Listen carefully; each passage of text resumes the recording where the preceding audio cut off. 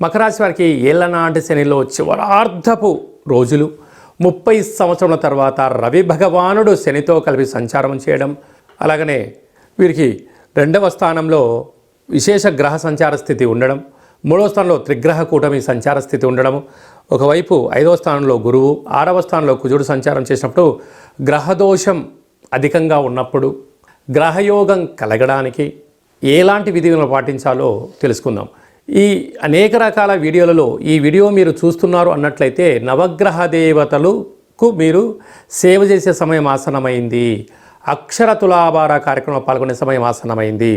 30 సంవత్సరాల తర్వాత రవి భగవానుడు శనితో కలిసి ఉండడం, ఏలనాటి శని పూర్తిగా వెళ్ళిపోయే సమయం ఆసన్నమైనప్పుడు ఆ అక్షర తులాభారంలో పాల్గొనడం వలన, రవి తులాభారంలో పాల్గొనడం వల్ల ఆరోగ్యము, శని భగవంతుడి యొక్క తులాభారంలో పాల్గొనడం వల్ల ఆయుష్, ఆరోగ్యం, ధనవంతులు కాబోతున్నారు.